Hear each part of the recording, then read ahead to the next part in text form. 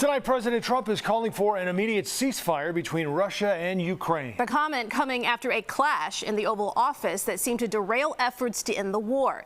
Ukrainian President Volodymyr Zelenskyy standing firm, saying there will be no deal without security assurances from Washington. You're right now not in a very good position. You've allowed yourself to be in a very bad position, and he happens to be right about it. From the very beginning of the war. You're not in a good position. You don't have the cards right now. With us, you start having cards. Right now, you don't. You're playing cards. You're playing cards. You're gambling with the lives of millions of people. You're gambling with World War III. And it didn't stop there. Vice President J.D. Vance, a longtime critic of U.S. engagement in Ukraine, cutting in. Mr. President, with respect, I think it's disrespectful for you to come into the Oval Office and try to litigate this in front of the American media. Right now, you guys are going around and forcing conscripts to the front lines because you have manpower problems. You should be thanking the president for trying to bring an end to this conflict.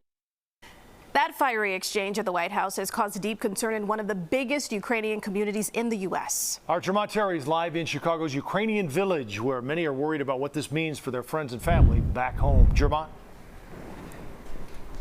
Joe and Erica, sure, the world is watching, but people right here in Chicago's Ukrainian village are paying close attention.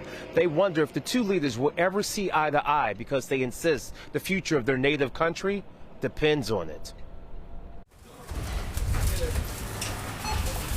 Inside one of the oldest Ukrainian grocery stores in Chicago, shoppers were here to buy some goods. But the talk was about what played out at the White House. Very disappointed. They don't know what it's going to be end, when the war is going to stop. The store's owner says loved ones in Ukraine are directly impacted.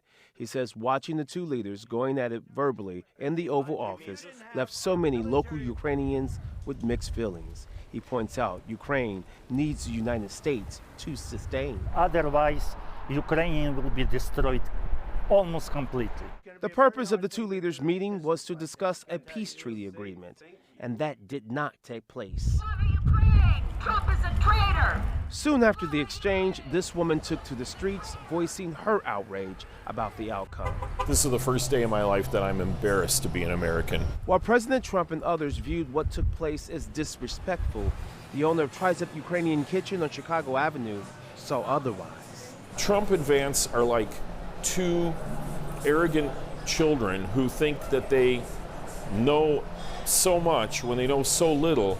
And Zelenskyy was just trying to give them a little bit of a taste of what the real situation is. Having the two leaders leave without any resolution leaves many to hope there's room for another meeting. I hope that there's enough of an uproar from the American public that Trump and Vance have a little bit of a change in attitude.